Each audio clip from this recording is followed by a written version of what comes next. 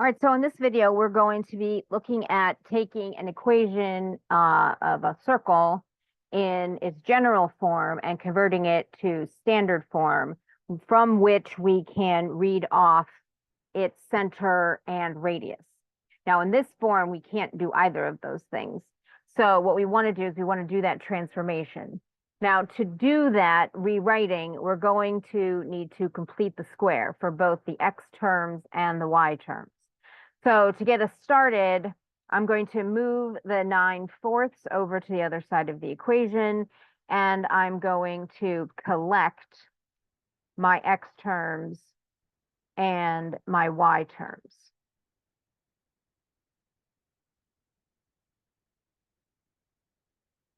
Now, for each of our pieces, both x and y, what we want to do is we want to complete the square. And so recall that what our goal is to be able to write our expressions in the form x minus a squared or y minus a squared, depending on which component we're looking at.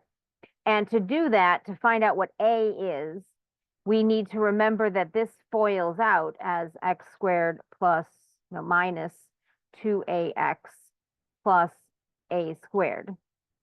So this middle linear term here in our expression is the one that we are going to set equal to 2a. So 3 is going to be equal to 2a for our first component. And so if I solve for a, I get a is equal to 3/2. Again, that's, 3/2. So that's the coefficient, the constant that we need in this expression. Now it'll be a plus a in this case because these are both pluses. If I change that to a plus, then this is also a plus.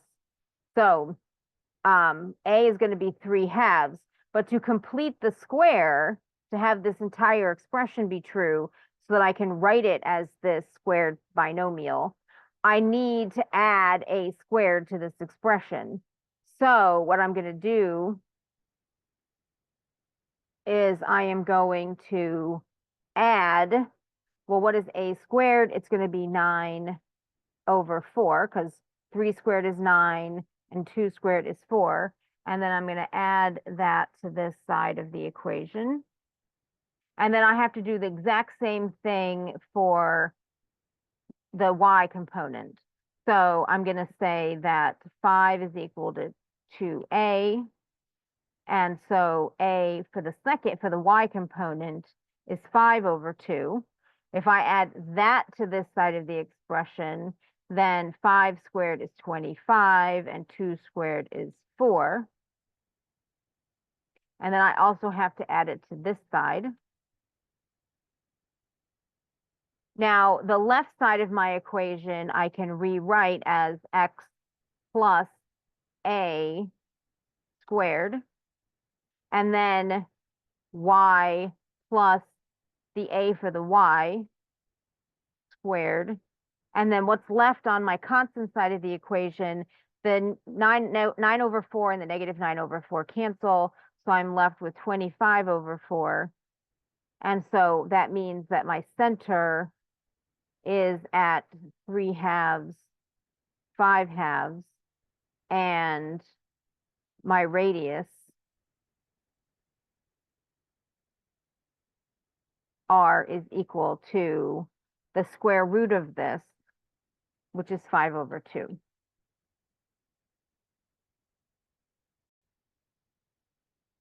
And in fact, if you go to Desmos and you plot both the original version of the equation and the rewritten one, then you get a graph. The black graph is plotted first, and then the red graph, which is our resimplified form, our standard form, then it plots exactly on top of it. So these are equivalent expressions for the same circle. One is just the standard form where everything is multiplied out, and one where everything is in center and radius form. And then the general form is where everything is multiplied out.